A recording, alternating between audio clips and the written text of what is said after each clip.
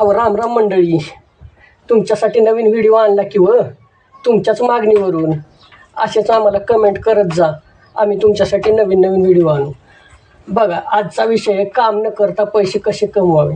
बघा, तुमची चालू नोकरी आहे, व्यवसाय आहे, काम करता तुम्ही काहीतरी आणि त्याच्या व्यतिरिक्तही तुम्हाला जास्तीचे पैसे कमवायचे, तर त्याच्यासाठी असे भरपूर ऑप्शन आहेत. तर त्याच्यामधील एक आपण पहिले 5 पाहू आणि पुढील व्हिडिओमध्ये बाकीचे पाहण्याचा प्रयत्न करू. तर पहिला बघा, बचत खातं. बचत खात्यामध्ये तुम्हाला बँकेचं बचत खातं असते. त्याच्यामध्ये तुमची कमाई बघा 4% व्याज तुम्हाला त्याच्यामध्ये भेटते.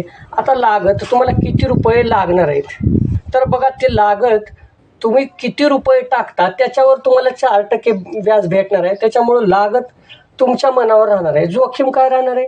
जोखीम 0 म्हणलं तरी चालेल, कारण का हे बँकेचं असल्यामुळं तेवढी जोखीम राहत नाही, त्याच्यावर शासनाचं नियंत्रण असते. दुसरं बघा, त्याच्याहीपेक्षा थोडेसे जास्त तुम्हाला पैसे व्याज पाहिजे असतील तर तुम्ही FD करू शकता, RD करू शकता. त्याच्यावरची जर तुम्हाला कमाई बघली तर तुम्हाला बँक तुम्हाला 7 ते 8% फिक्स असं व्याजदर देते. ठीक आहे. त्याच्यासाठी लागत आता बघा, तुम्हाला 7% ते 8% घेण्यासाठी तुम्हाला जास्तीत जास्त जेवढे रुपये टाकताल त्याच्या पद्धतीने तुम्हाला 7 ते 8% व्याज भेटेल. आता जोखीम बघा, जोखीम इथं पण काय आहे, झिरोच राहणार आहे. का तर बचत खात्याप्रमाणे FD RD पण बँकेत केल्या जाते आणि बँकेमध्ये शासनाचं नियंत्रण असल्यामुळे तुमचा जोखीम राहणार नाही. पण लक्षात ठेवा, FD आणि RD हे बचत खात्यापेक्षा चांगलं असते, कारण का बचत खात्यामध्ये तुम्हाला 4% व्याज भेटते. ते 4% तुम्हाला वार्षिक जे तुम्हाला इन्फ्लेशन म्हणतात किंवा जे तुमचं दर वाढ म्हणतात त्याच्यामध्येच तुमची 4% जाणार आहे. ते पैसे तुमच्या अंगी काही लागणार नाही. त्याच्यासाठी FD RD चांगली राहील.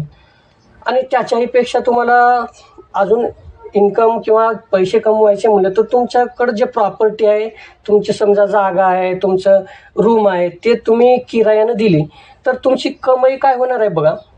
त्याच्यामध्ये तुम्हाला त्या कमाईचा किराया भेटणार आहे, त्या रूमचा किंवा त्या जाग्याचा, गाडी म्हणा जे काही तुमच्यापाशी आहे तर त्याचा किराया भेटेल.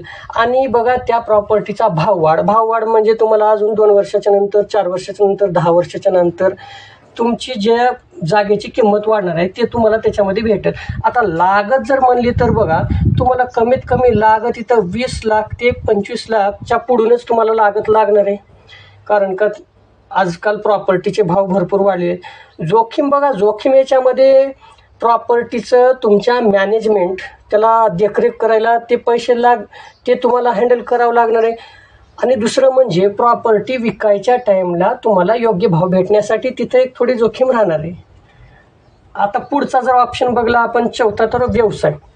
आता तुम्ही या व्यवसायातूनही अतिरिक्त पैसे कमवू शकता. दुसरा चालूमधला सोडून जर साईड इन्कम कोणता व्यवसाय टाकला किंवा मग डिजिटल इन्कम म्हणा, तुम्ही व्हिडिओ बनवले किंवा कोणतं ॲप्लिकेशन बनवलं, याच्यातूनही पैसे तुम्हाला भेटणार आहेत. आता कमाई बघा, तुम्ही व्यवसाय आणि डिजिटल इन्कम हे तुम्ही काम किती करता त्याच्यावर तुमचं हे इन्कमही राहणार आहे. त्याच्यामुळं हे तुमच्यावर डिपेंड आहे, तुम्ही किती काम करणार. आता याच्यामध्ये लागत आणि जोखीम बघा, व्यवसायासाठी भरपूर अशी लागत लागणार आहे. तुम्ही काय व्यवसाय करता त्याच्यावर लागत राहणार आहे.